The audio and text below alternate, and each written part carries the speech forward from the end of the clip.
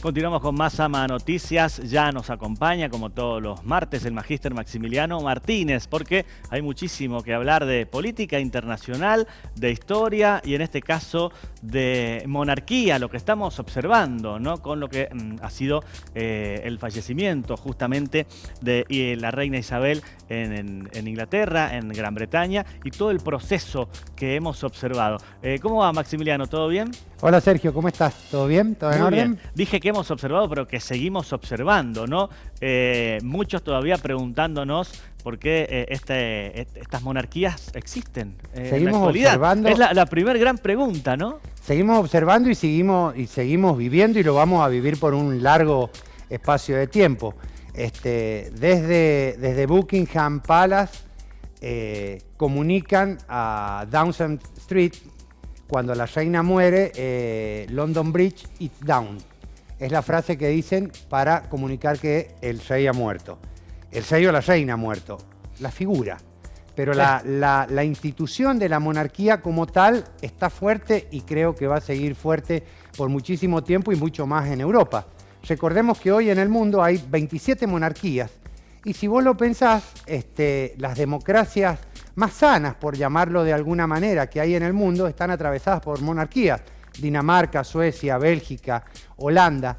Entonces eso te lleva a pensar, como vos preguntaste anteriormente, ¿qué son las monarquías hoy en día en el mundo? Y vos sabés que leía una cuestión y hay países donde las monarquías son simbólicamente muy importantes porque representan a la nación como tal y no al Estado. Y esto quiero decir que la nación es el espíritu del Estado, lo que lo moviliza culturalmente, socialmente, simbólicamente.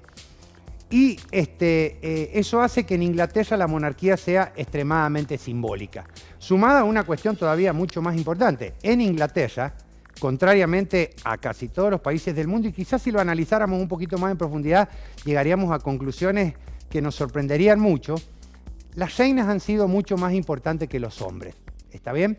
Si uno piensa en las monarquías británicas... Es un detalle muy interesante ese, ¿no? Quizás sea el detalle más interesante, porque las tres reinas más importantes que ha tenido Inglaterra, o las figuras monárquicas más importantes que ha tenido Inglaterra, han sido tres reinas. Isabel I, quien construye y piensa por primera vez el imperio inglés como tal. Luego viene la reina Victoria, que va a ser quien lo va a consolidar y lo va a expandir a su máxima expresión. Y Isabel II, que va a ser quien lo va a sostener y va a tener que aguantar los terremotos que tuvo que aguantar durante gran parte del siglo XX. Si nosotros nos centráramos sobre lo que planteaba un historiador del materialismo histórico, que era Eric Hoffman, y que planteaba una nueva cronología en la historia del siglo XX, en la historia mundial, él planteaba que el siglo XX era un corto siglo XX. Y comenzaba con la culminación de la Primera Guerra Mundial y terminaba con la caída del Muro de Berlín. Pues si vos te fijás, es justamente el periodo en el que justamente Isabel tiene que trascender. Es una mujer que tuvo que cargar sobre sus espaldas una de las situaciones políticas más complejas de la historia del mundo, manteniendo justamente una monarquía. Y esta monarquía es un símbolo, como dije anteriormente, de algo que representa y une a las naciones. Si vos me preguntás hoy en día qué son las monarquías, un historiador francés, Roux, que hablaba en Le Monde, planteaba que en Inglaterra la monarquía era un símbolo turístico. Lo que la monarquía generaba como tal en el hecho de la gente que viaja a Londres para conocer Downing Street, para conocer Buckingham Palace, para conocer todo lo que circunda a la monarquía, generaba un ingreso que era importantísimo para las arcas británicas. También sumado al poder simbólico que la reina tiene, está bien, y esa figura femenina frente a el parlamentarismo y sus ministros. Está bien, una cuestión más para terminar: durante su reinado hubieron cerca de 15 ministros y la ministra más importante que tuvo y quizás con la que más problemas se llevó adelante fue Margaret Thatcher. ¿Está bien? Y justamente ¿por qué? Por el problema de Malvinas, por el problema de Sudáfrica y principalmente por el problema interno que había generado la crisis económica neoliberal que se estaba comenzando a imponer en Gran Bretaña en ese momento. Bien, y para la próxima voy a utilizar la clásica frase, ¿no? A rey muerto, rey puesto. Carlos III. ¿Qué personaje? ¿Qué hablamos de él? ¿Qué personaje complejo? Porque si uno piensa en el poder simbólico de la reina, de Isabel.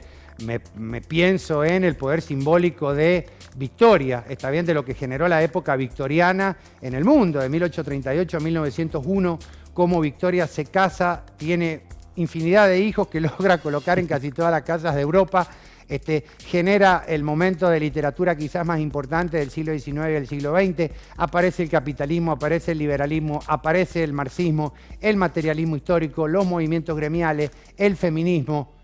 La pienso a Isabel y pienso esta cuestión de la Guerra Fría, el proceso de descolonización, la Segunda Guerra Mundial, la pandemia, y pienso en su hijo y pienso en todos los Jorges que han habido y no han tenido un proceso histórico que los haya favorecido, sumado a la formación política que tiene, porque la formación de Isabel fue la formación de un académico, lo mismo que la de Victoria.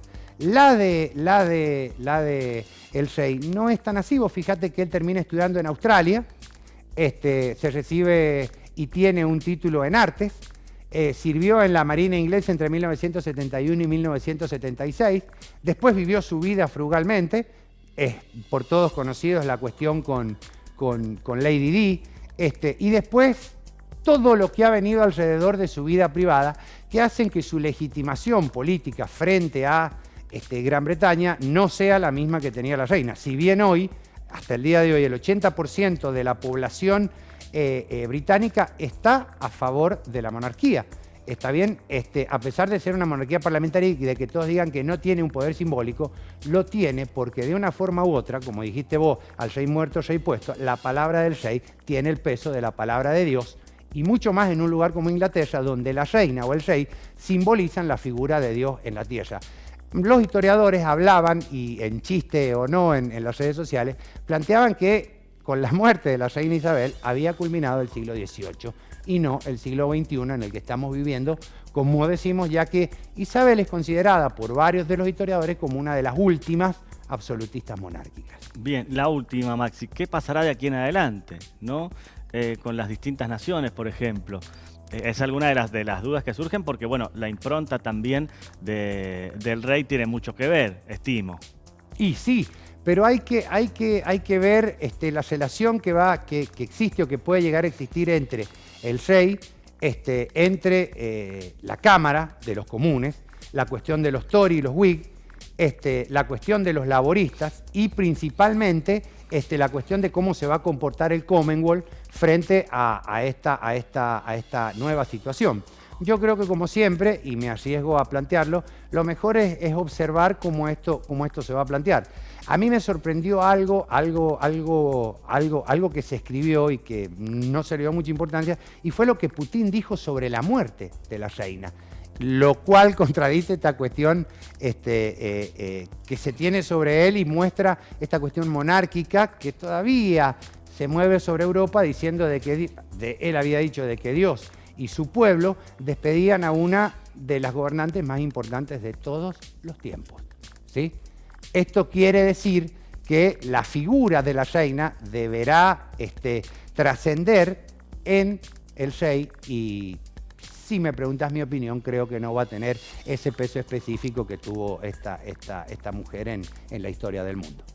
Maximiliano, siempre es un placer tenerte aquí junto a nosotros. Te esperamos la semana próxima. Muchas gracias, Sergio. Hasta luego.